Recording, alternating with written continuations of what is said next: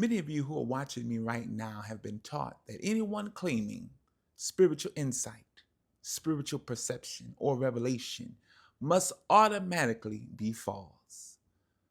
But the Bible contains an interesting statement that many people overlook. Listen carefully.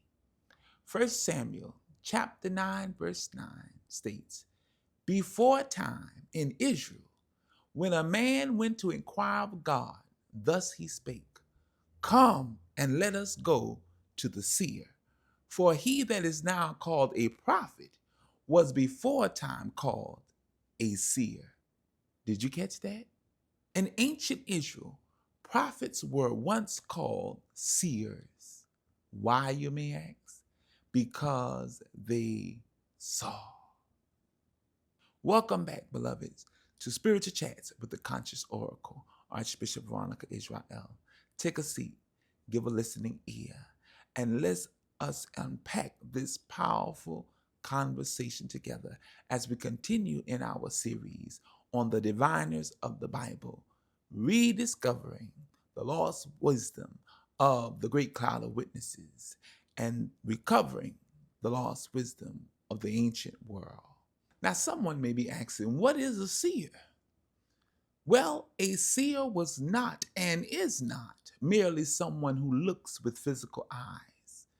A seer was and is believed to perceive what others cannot perceive, to discern what others cannot discern, to receive insight beyond ordinary observation. And here is the part many people never talk about. People literally travel to consult with the seers. When individuals needed guidance, when they were seeking answers, when they wanted insight concerning a matter, they often went to the seer. Notice what the text does not say. It does not say seers were hidden. It does not say seers were unknown. It does not say seers did not exist. The text openly acknowledged their role within ancient Israel. Now, whether one agrees with every spiritual practice is a separate issue and discussion altogether.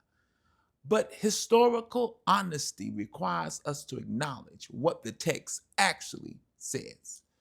The ancient biblical world was far more mystical than many people realize or care to admit.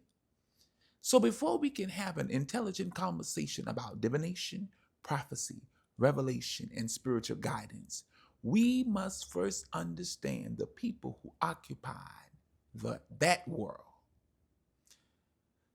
The Bible doesn't hide the existence of seers. It openly acknowledges them.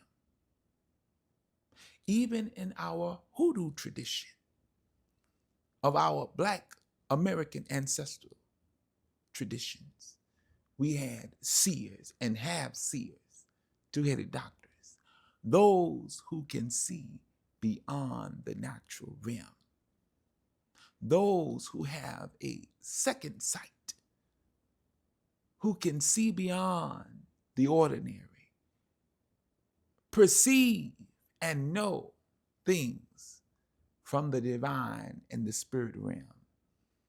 And we seek and consult them as they did in our ancestors' days, they do today. Consult them for spiritual guidance, for direction, for understanding. Well, that's all for now.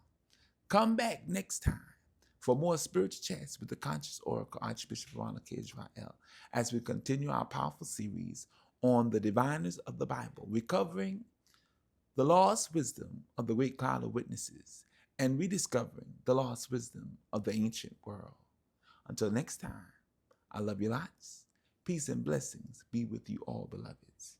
All the way from Africa land, we coming to hear you pray. Pretty